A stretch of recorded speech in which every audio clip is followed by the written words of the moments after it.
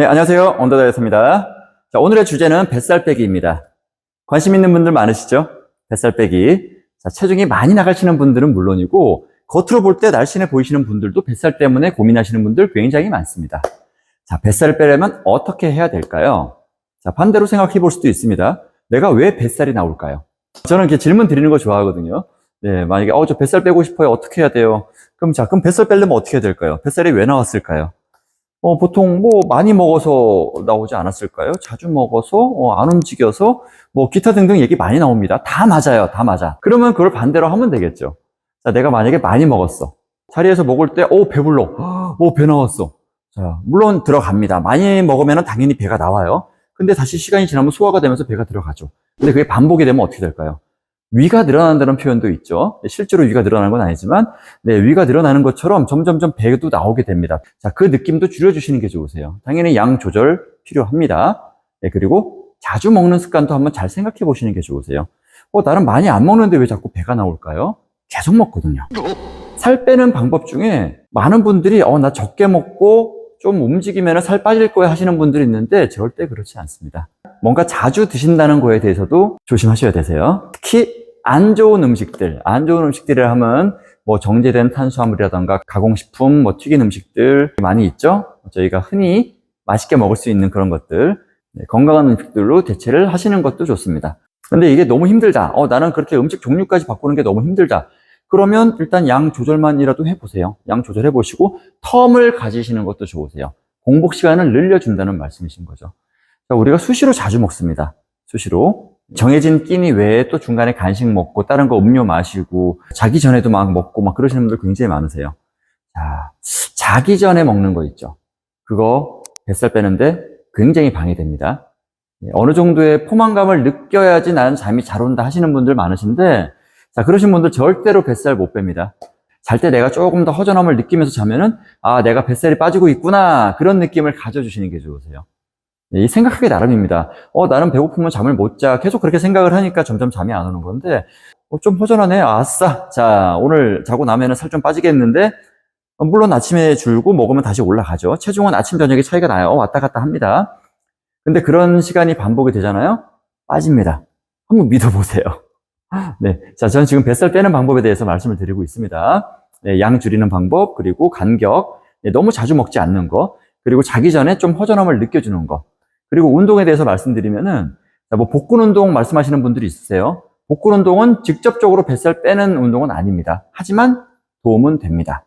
자, 우리가 밥을 먹었어요. 밥을 먹었으면 배가 나오겠죠. 배가 나오면 다시 또 들어갑니다. 근육이 만약에 있으면은 더 넣어주는 게 빠르겠죠. 근데 근육이 없으면은 나온 상태에서 점점 머물러요. 그러니까 들어가다 마는 거죠. 그게 반복이 되면서 더 배가 나오게 되는 거고요. 자, 우리가 복근 운동을 합니다. 복근 운동을 하면은 배가 조금씩 탄탄해지겠죠? 그럼 넣어주는데 도움이 된다는 거죠. 복근 운동을 한다고 바로 뱃살을 빼는데 도움은 되지 않지만 간접적인 효과는 나온다는 말씀입니다. 그래서 저는 코어 운동, 복근 운동을 반드시 권장드리고 있고요. 그거보다 더 중요한 거는 유산소 운동입니다. 뱃살 빼는 데는 유산소 운동 반드시 필요합니다. 많이 걸어주셔야 되는 거예요. 움직여주셔야 되는 거죠.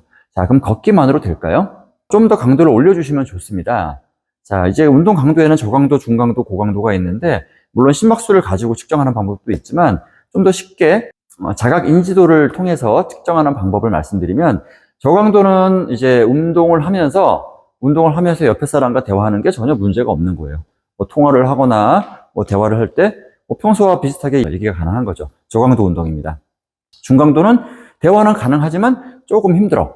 약간의 숨도 차고, 약간 그렇게 아주 매끄럽게 이어지지 않는 정도, 네, 중강도 운동이라고 얘기할 수가 있고요. 고강도 운동은 땀도 막 흘리고, 대화가 힘들어요. 네, 그 정도의 강도까지 갔을 때 고강도라고 이야기를 합니다.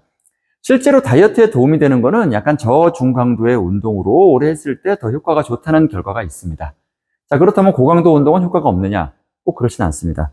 예를 들어 내가 운동 시간을 딱 정해놓고 해요. 저희처럼 딱 30분 동안의 운동을 열심히 해보자. 자, 그럼 그 정해진 시간 동안에 약하게 저강도로 운동하시는 분과 고강도로 운동하시는 분들, 고강도가 훨씬 더 효과가 잘 나옵니다. 네, 그렇기 때문에 저는 고강도를 넣어주시는 것을 추천드리고 있고요. 네, 물론 식사를 하고 나서 바로 고강도 운동은 피해 주시는 게 좋으세요. 네, 저강도 운동은 자주, 꾸준히, 오랫동안 넣어주시는 게 좋습니다. 그래서 평소에 이제 걷는 습관들, 자주 움직이고 걷는 습관들, 반드시 같이 해주시면 좋으시고요. 그리고 근력 운동도 해주시는 게 좋으세요. 우리가 그 근육을 써주면은 근육을 통해서 소비하는 에너지가 굉장히 높습니다. 근력 운동을 하게 되면 우리가 먹은 음식들이 근육으로 이제 흡수가 되는 거죠. 그런 과정을 통해서 내가 먹은 게 뱃살로 안 가고 점점 날씬해지게끔 만드는 데 영향을 주는 거죠. 똑같은 체중을 가지고 있다고 하더라도 근육이 많은 분과 적은 분은 굉장히 차이가 많이 납니다. 그렇기 때문에 뱃살을 빼기 위해서도 근력 운동은 반드시 권장드리고 싶습니다. 자, 다시 정리해 볼까요? 한 번에 너무 많은 양 먹지 않기, 과식하지 않기, 그리고 너무 자주 드시지 않기. 간격을 조금씩 늘리면서, 그리고 잘 때 허전함을 느끼면서 자는 연습을 해보기. 그리고 유산소 운동, 좀 더 걷기, 저강도 운동 꾸준히 해주시고, 중간중간에 강도 높은 운동이라던가 근력 운동을 꼭 넣어주시기. 자, 이 몇 가지 정도만 하셔도 분명히 도움 보실 수 있을 거예요. 근데 보통은, 이렇게 해야지라고 마음 먹었다가 습관이 안 바뀌는 거죠. 자꾸 기존처럼 안 좋은 음식 많이 먹고, 배불러. 그리고 또 앉아있고, 바로 안 움직이고. 그래, 자기 전에도 또 뭘 먹고. 그런 습관이 반복되기 때문에 뱃살이 안 빠지는 겁니다. 자, 무엇보다 꾸준함이 중요합니다. 제가 말씀드린 내용 하루 이틀 한다고 바로 변화가 나오진 않아요. 근데 일주일, 이주일 꾸준히 해보시면은 분명히 변화가 느껴지실 겁니다. 내 습관도 바뀌고, 몸도 건강해지고, 더 이뻐지고.